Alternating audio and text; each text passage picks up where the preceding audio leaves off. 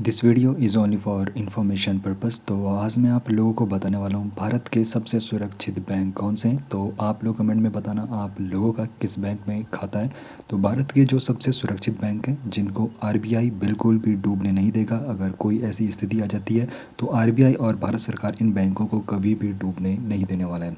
तो भारत के सबसे सुरक्षित बैंकों में से 3 ऐसे बैंक हैं जो सबसे ज़्यादा सिक्योर है और इन तीनों के बारे में आपको बताऊं तो पहला है स्टेट बैंक ऑफ इंडिया, दूसरा है एचडीएफसी बैंक और तीसरा है आईसीआईसीआई बैंक।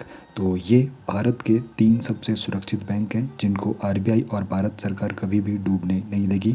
तो यहाँ पर आज हम बात करेंगे आखिर इनको क्यों वीआईपी ट्रीटमेंट मिल रहा है और साथ ही साथ डोमेस्टिक एसआईबी का क्या मतलब है। तो देखो, डोमेस्टिक एसआईबी का जो मतलब है, जिसको सिस्टमेटिकल इम्पोर्टेंट बैंक कहते हैं, तो ऐसे बैंक होते हैं जो इतने बड़े हैं कि उनकी जो अगर विफलता है तो पूरी राष्ट्रीय अर्थव्यवस्था को हिला सकती है। तो अगर इनमें ज़रा से भी कुछ ऐसे गड़बड़ी पाई जाती है तो पूरी अर्थव्यवस्था चरमरा सकती है। अब इनको ट्रीटमेंट वीआईपी वाला क्यों मिल रहा है? एक तो इनका जो कैपिटलाइजेशन है काफ़ी ज़्यादा है और साथ ही साथ कैपिटलाइजेशन ज़्यादा होने के साथ साथ पूरी अर्थव्यवस्था इन पर काफ़ी ज़्यादा डिपेंड करती है। अब बैंकों का जो सुरक्षा कवच है, सुरक्षा इनकी कैसे होती है, उसको भी हम यहाँ पर समझेंगे और इन 3 बैंकों के वीआईपी ट्रीटमेंट के पीछे की क्या वजह। तो उसके लिए आप लोगों को समझना होगा CET1 यानी कि कॉमन इक्विटी टियर 1। तो ये वो पूंजी होती है जो किसी भी मुश्किल समय में बैंक को सुरक्षित रहती है।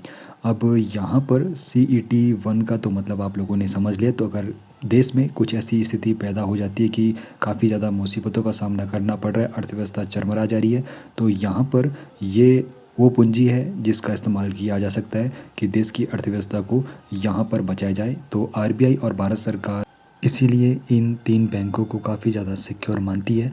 अब देखो, हर बैंक को उसके आकार और महत्व के हिसाब से अतिरिक्त पूंजी रखनी होगी।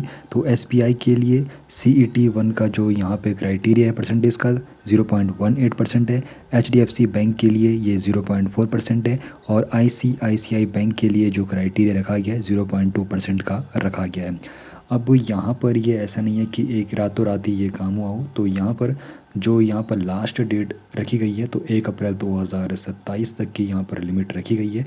अब इस लिस्ट का भी आप लोगों को इतिहास ज़रूर समझ लेना चाहिए, आखिर किस प्रकार DSIB ढांचे का सफ़र रहा। तो देखो, सबसे पहले जो शुरुआत होती है तो 2014 में आरबीआई ने क्या कहा था, DSIB का कॉन्सेप्ट पेश किया था। 2015 में SIB इस लिस्ट में शामिल हुआ था। फिर 2016 में आईसीआईसीआई बैंक इस लिस्ट में शामिल हुआ था और 2017 में एचडीएफसी बैंक को इस लिस्ट में जोड़ा गया था। इसीलिए ये तीनों बैंक काफ़ी ज़्यादा सिक्योर माने जाते हैं और आम ग्राहक के लिए इसका क्या मतलब है वो भी हम आप लोगों को समझा देते हैं। तो अगर आप लोगों का यहाँ पर खाता है तो आप लोगों की पूंजी पूरी तरीके से सुरक्षित रहने वाली है। तो यहाँ पर बैंक बड़े वित्तीय झटकों को सहने के लिए अतिरिक्त पूंजी रखती है। सरकार और आरबीआई एक अंतिम सुरक्षा कवच भी इसको प्रदान करती है, यानी कि इन तीनों बैंकों को प्रदान करती है। तो अगर आप लोगों का यहाँ पर खाता है तो आप लोगों को बिल्कुल भी चिंता नहीं करनी होगी। आप लोगों का जो निवेश है और पैसा यहाँ पर है पूरी तरीके से सुरक्षित रहने वाला है। तो सरकार और आरबीआई इन बैंकों को कभी भी डूबने नहीं देंगी, क्योंकि अगर ये डूबते हैं तो यहाँ पर देश की अर्थव्यवस्था में काफ़ी ज़्यादा हलचल मच सकती है।